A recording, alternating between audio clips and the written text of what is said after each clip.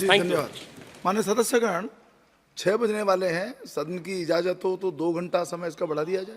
ठीक है श्री जी जी जी असदुद्दीन ओवैसी जी।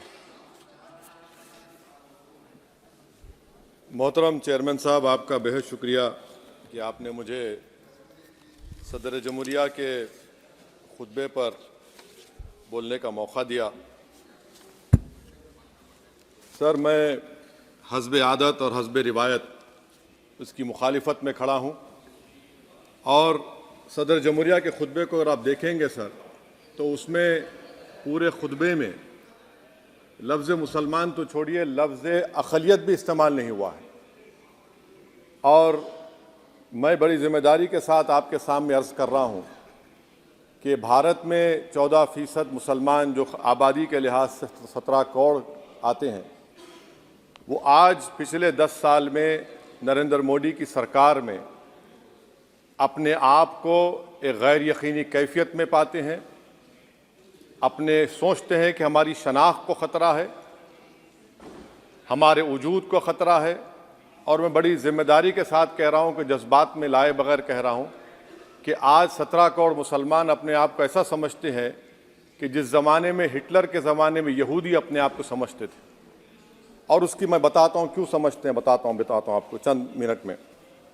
सर, मिसाल के तौर पर आप देखिए खुतबे सदारत के हिस्से तहरीर का 32वां पैराग्राफ 32 पैराग्राफ में ड्रॉप आउट रेट का जिक्र हुआ, स्कूलों में इंदराज यानी एनरोलमेंट का जिक्र हुआ, एससीज का नाम लिया गया, एसटीज का नाम लिया गया, ओबीसीज का नाम लिया गया, लफ्ज़ अक़लियत का नाम नहीं लिया गया, मुसलमान तो छोड़िए। और सबसे ज़्यादा ड्रॉप आउट इस मुल्क में अगर स्कूलों में है तो मुसलमानों में है। सबसे कम एनरोलमेंट अगर है तो मुसलमानों में हायर एजुकेशन में। गवर्नमेंट का डेटा है सर कि मुसलमानों का जो स्टूडेंट ड्रॉप आउट है वो 14.42 से क्लास 1 से शुरू होता और वो क्लास 6 और 8 को पहुंचे अब तक वो 10.76 को पहुंचता है। ये गवर्नमेंट का डेटा है, यानी क्लास 1 से क्लास 6 8 तक ये हाल है। आपने क्या किया सर इस बजट में? प्री मैट्रिक स्कॉलरशिप को सिर्फ 9th क्लास तक महदूद कर दिया और इसमें आपने पैसे कम कर दिए प्री मैट्रिक स्कॉलरशिप में। और सर 2022-23 का बजट आप देखिए, 5026 करोड़ रुपए दिए गए थे, जिसमें से सिर्फ 663 करोड़ इस्तेमाल हुए। अब आप आ जाइए सर, AISHE का डेटा है कि हायर एजुकेशन में मुसलमानों का 8.5 ड्रॉप आउट रेट हुआ है। 2020-21 में गवर्नमेंट का डेटा बता रहा है कि 1,80,000 मुसलमान हायर एजुकेशन में नहीं है। प्री मैट्रिक स्कॉलरशिप को आपने 423 करोड़ था, उसको आपने इस साल 326 कर दिया। मौन आज़ाद फेलोशिप को 45 करोड़ कर दिया। MCM जो 44 करोड़ था 33 करोड़ कर दिया। बताइए, जो सबसे ज़्यादा जिसका कम्युनिटी का ड्रॉप आउट रेट है और जो हायर एजुकेशन नहीं, उससे आप ये बर्ताव करते हैं। सर, दूसरी बात यह है कि हम ये देख रहे हैं कि 10 साल में इस सरकार में कोई हद नहीं छोड़ी है गलत हुक्मरानी की, नफरतों को भड़काने की, कोई हद नहीं छोड़ी गलत फहमियों को फैलाने की, और कोई हद नहीं छोड़ी इस मुल्क के अवाम नास को तर्क करने की। इस 10 साल में हमने क्या देखा सर? जमहूरियत हमारे वतन अजीज़ की को बचाना बहुत ज़रूरी है। ये गरीबों के लिए और कमज़ोरों की एक बहुत बड़ी ताकत है। मगर 10 साल में 9.5 साल में क्या हुआ?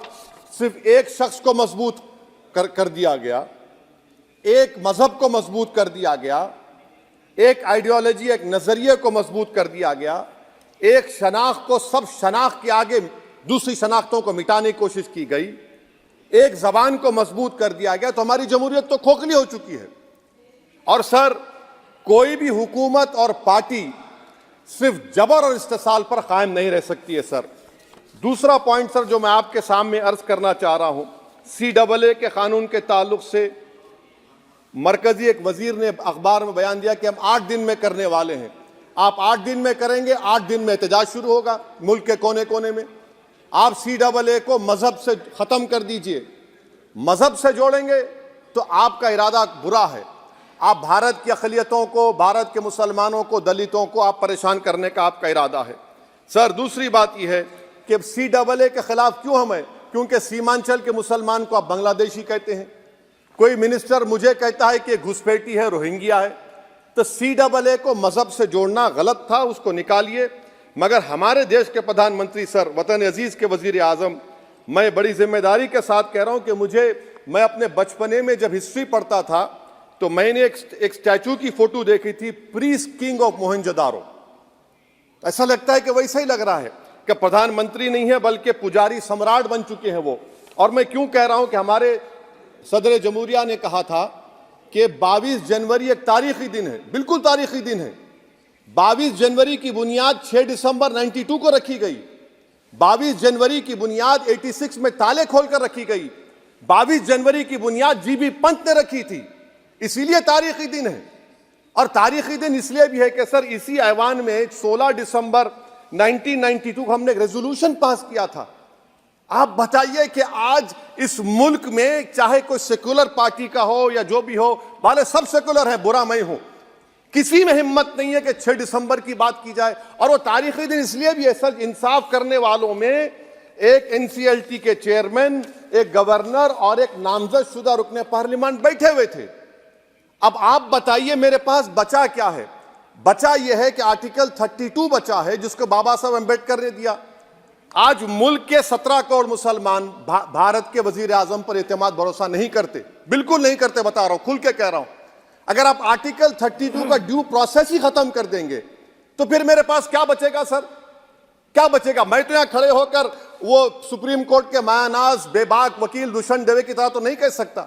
मुझे आज भी रूल ऑफ लॉ में भरोसा है, मुझे आज भी कानून पर, संविधान पर भरोसा है, मगर ड्यू प्रोसेस तो फॉलो होना चाहिए। ड्यू प्रोसेस फॉलो नहीं हो रहा। एक तारीखी दिन 22 जनवरी था, एक तारीखी दिन 31 जनवरी था। सर, रात के अंधेरे में अपील किए बगैर आप आरे लेकर रास्ता खोल देते हैं। क्या पैगाम दे रहे हैं सर? 600 साल की मेहरौली की मस्जिद को बगैर को नोटिस दिए आपने डिमोलिश कर दिया। मैं जिम्मेदारी के साथ कह रहा हूं कि भारत के प्रधानमंत्री और उनकी सरकार भारत के मुसलमानों से उनकी शनाख्त को छीनना चाहते हैं। ख्वाजा अजमेरी के आस्थाने पर चादर बिछाइए, मगर आप जो चादर मुझसे छीनना चाह रहे हैं, मेरी मस्जिद है, आप हर मस्जिद को छीनना चाहते हैं। आप बताइए 17 करोड़ मुसलमानों को क्या पैगाम दे रहे हैं आप कि आप हर मस्जिद को छीन लेंगे मुझसे? फिर मेरा वजूद किस माने रखता है? मेरा शनाख्त क्या माने रखता है? रूल ऑफ लॉ क्या माने? अच्छा, 1991 के प्लेसेस ऑफ वर्शिप एक्ट पर क्यों नहीं बोलते आप लोग? आप उस पर कायम है ही नहीं है। आप 500 साल की बात करते, मैं आपसे कहता हूं भाई 500 साल पे मत जाइए, बौद्ध पे जाइए, जैनिज्म पे जाइए, शैविज्म पे जाइए, कहां रुकेंगे? अरे इस देश को आजादी मिली 47 में, संविधान मिला हमको बाबा साहब अम्बेडकर का, बराबरी का। उससे पहले तो राजा रजवाड़े थे, जमहूरियत नहीं थी, लोकतंत्र नहीं था, मगर आप उसको उस बारे में लेके जाते। अरे 500 साल आगे क्या होगा बताइए? आप किसी एक सिविलाइजेशन, सर अंग्रेजी में किसी ने कहा था, civilization can not be rewritten by hatred, history can not be corrected by demolition. आप ये नहीं कर सकते। और मैं उम्मीद करता हूं कि जब मौर्ख तारीख लिखेगा, नरेंद्र मोदी इस मुल्क में तारीख लिखना चाहते हैं। क्या तारीख लिखना चाहते हैं? कि मैंने इस देश को, गांधी अंबेडकर के देश को मैंने हिंदू राष्ट्र बना दिया। मैं उम्मीद करता हूं कि हमारे भारत के हमारे हिंदू भाई देश के प्रधानमंत्री की सोच को नाकाम करेंगे। उन पर है, अब देखते हैं क्या होता है। सर, नेबरहुड फर्स्ट की पॉलिसी है। नेबरहुड फर्स्ट क्या हो रहा है सर?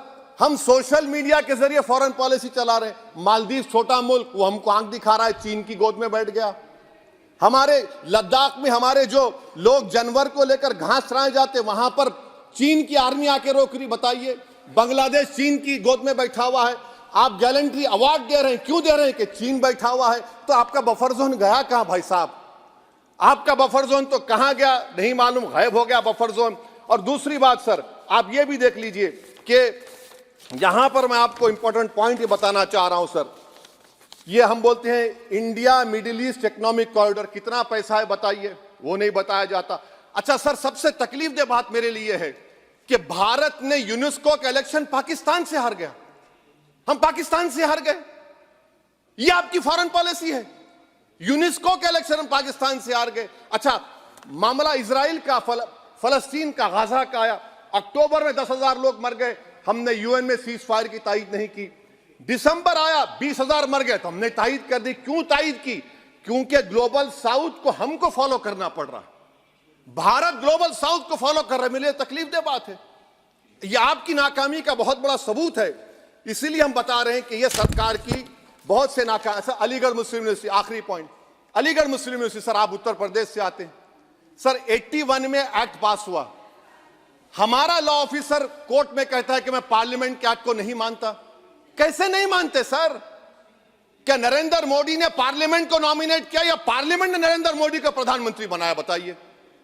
81 के एक्ट को नहीं मानते। सर, 2 ही तो सेंट्रल यूनिवर्सिटी है मुसलमानों के, 1,80,000 आप ही के सरकार के दौर में मुसलमान हायर एजुकेशन निकल गए। आप अलीगढ़ मुस्लिम से छीनना चाह रहे हैं। Theory of separation of powers में एग्जीक्यूटिव हमको डिक्टेट करेगा। मेरी आवाज तो पार्लियामेंट है, अब मेरी आवाज के खिलाफ एग्जीक्यूटिव सुप्रीम कोर्ट में बोलता है। अलीगढ़ मुस्लिम यूनिवर्सिटी से इतनी नफरत क्यों है आपको? वहां पर तो हिंदू भाई भी पढ़ते हैं। सर, ये अलीगढ़ मुस्लिम यूनिवर्सिटी का मामला है सर। तो मैं आपसे इस बात पर, इस शेर पर अपनी बात को खत्म कर रहा हूं सर। आप भी उर्दू दां हैं जी। मसीहाओं को जब भी आवाज दी है, अहमद फराज का शेर है जी जी। मसीहाओं को जब भी आवाज दी है, पलट कर आगे हर बार कातिल। मसीहाओं को जब भी आवाज दी है, पलट कर आगे हर बार कातिल। वहां क्या दाद खाही क्या गवाही, वहां क्या दाद खाही क्या गवाही, जहां हो मुंसिफों के यार कातिल। सर, मैं फिर से हुकूमत से मुतालबा करता हूं कि अल्पसंख्यक समाज के बजट के स्कॉलरशिप को आप डिमांड ड्रिवन करिए। भारत के प्रधानमंत्री, प्रधान सेवक रहिए। आप कोई प्रीस किंग मत बन जाइए। आप जीतेंगे, कौन जीतेंगे देश तय करेगा। मगर याद रखिए, 17 करोड़ मुसलमान आज गम और गुस्से में हैं और इस बात को महसूस कर रहे हैं, इस बात को महसूस कर रहे हैं कि प्रधानमंत्री को हम नोट नहीं दिए मगर हमारा प्रधानमंत्री है। आखिर ये प्रधानमंत्री 17 करोड़ मुसलमानों की उनकी शनाख्त को कैसे मिटा रहे हैं, कैसे उनको आप मार्जिनलाइज कर रहे हैं। इसीलिए सर, मैं उम्मीद करता हूं कि हमारे सेकुलरिज्म जो है, वो मैं पॉलिटिकल सेकुलरिज्म कभी नहीं माना। जो सेकुलरिज्म संविधान में लिखा गया उसकी हिफाजत करेंगे। मुल्क अहम है, वरना याद रखिए, आप चुनाव जीते हैं हारे, मगर अगर आप 17 करोड़ एक जनता को आप गैर यकीनी कैफियत पैदा कर देंगे, ये देश के हित में नहीं होगा। बल्कि हम तो उम्मीद कर रहे हैं कि ड्यू प्रोसेस अदालत फॉलो करेगी। अदालत अगर एक तरफा फैसले करेगी तो गलत होगा। सर, बहुत बहुत शुक्रिया। श्री रामचरण वोरा जी।